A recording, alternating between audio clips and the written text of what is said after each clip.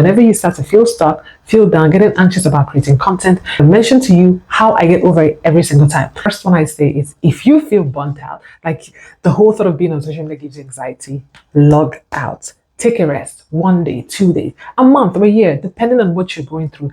Just don't go there because you have to. It's going to be there when you get back. Even if it's not there, there's going to be a new platform.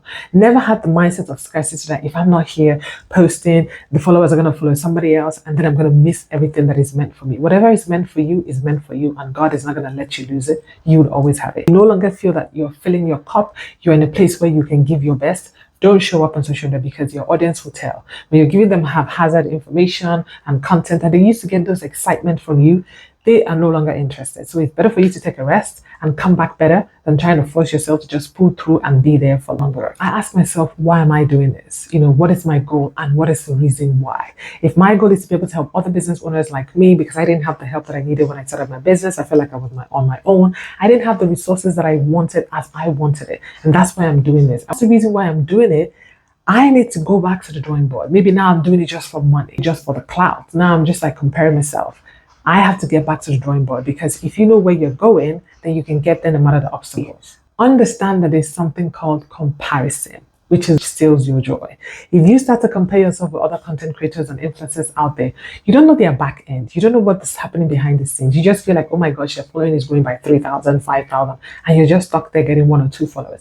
That's okay. Stop comparing yourself with the next person and just focus on what you can give others and the value you can bring to the world. If you start to compare yourself and have all this analysis paralysis, because I see so many people come on different social media platforms telling you this is how to grow, this is what the algorithm is doing.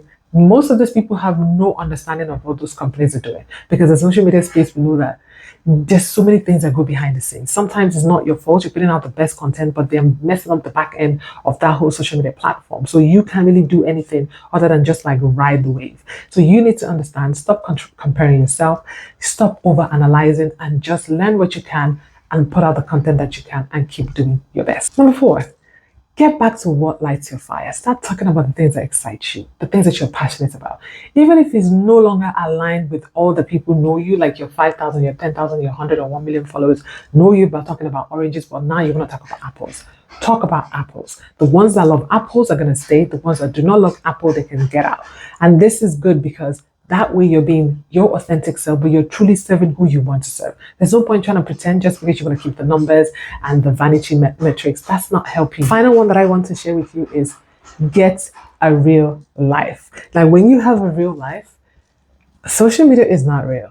Like social media are little bits and stories that people want to share with you. That's not their whole life. So if you build your whole life on social media and you have nothing happening in the real world, then you might start to feel like whatever is happening to me on social media, if I get like a hate comment or I don't have followers or people are not engaging with me, it affects my real life. But if you have a real life, then you can sign out and get to your real life and then come back again. So having a real life where you can distinguish it from social media is something that really helps you know, yes, I'm building an online business. Yes, I'm creating content. Yes, I'm giving value, but I have a real life. I have a family that loves me. I have a husband, my children. I have real friends that I don't need to depend on the online validation to be able to live a good life. It's going to be times and seasons. There are going to be times when you're just rocking it, you're excited, you're like, yay. And there's some times that you're not going to feel it all the time.